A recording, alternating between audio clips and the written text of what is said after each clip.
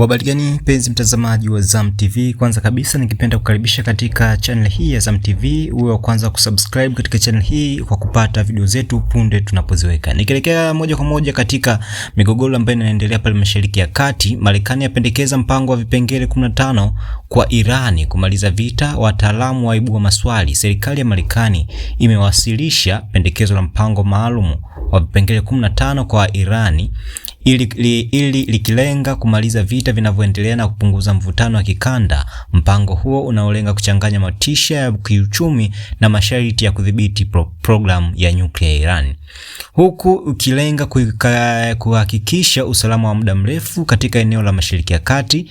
Kwa mujibu wa taarifa zilizovuja, mpango huo unapendekeza kuondolewa kwa vikwazo vyote dhidi ya Iran pamoja na msaada wa Marekani katika kuendeleza mradi wa nyuklia wa kiraia kwa ajili ya uzalishaji wa umeme. Aidha, Marekani imependekeza kuondoa tishio la kurejesha vikwazo hivyo baadaye, hatua ambayo inalenga kujenga imani kwa upande wa Iran. Hata hivyo, sehemu kubwa ya mpango huo ina masharti mazito kwa Iran. Miongoni mwa masharti hayo ni kufungua programu ya nyuklia chini ya mfumo maalum wa kimataifa, kuruhusu urani uliboreshwa kubaki chini humo, lakini chini ya usimamizi na viwango vilivyokubaliwa, na kuhakikisha matumizi ya nyuklia yanabaki kwa madhumuni ya kiraia pekee. Mpango huo pia unasisitiza kusitishwa kwa maendeleo mapya ya uwezo wa nyuklia, kutupanua uwezo wa kurutubishaji na kuzuia kabisa uzalishaji wa nyenzo za nyuklia zinazoweza kutumika kutengeneza silaha.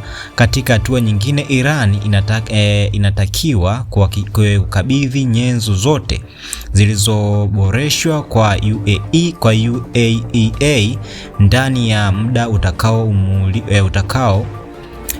amuliwa, huku vituo muhimu vya nyuklia kama Natanz, Isfahan na Fordo vikitarajiwa kusitishwa matumizi au hata kuharibiwa kabisa. Mpango huo pia unapendekeza kuwepo kwa ufuatiliaji mkali wa kimataifa na utekelezaji wa hatua hizo kwa awamu kulingana na utekelezaji wa Iran. Zaidi ya hayo, pendekezo hilo linaeleza kuwa suala la programu ya makombora ya Iran litajadiliwa katika hatua za baadaye, huku likiweko mipango ya idadi ya makombora ya masafa marefu.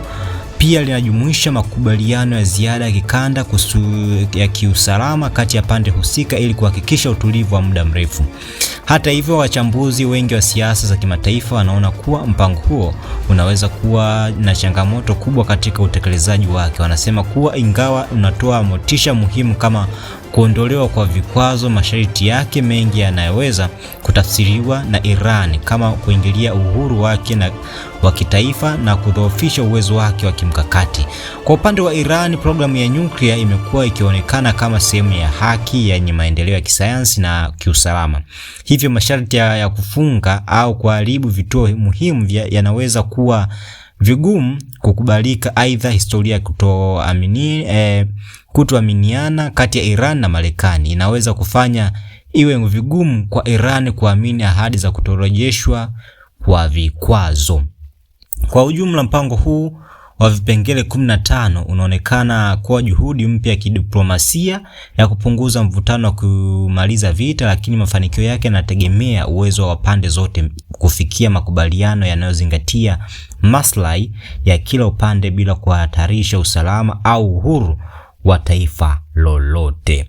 Macho ya dunia sasa yanaelekezwa kwenye majibu ya Iran na hatua zinazofuata katika mchakato huu nyeti wa kidiplomasia.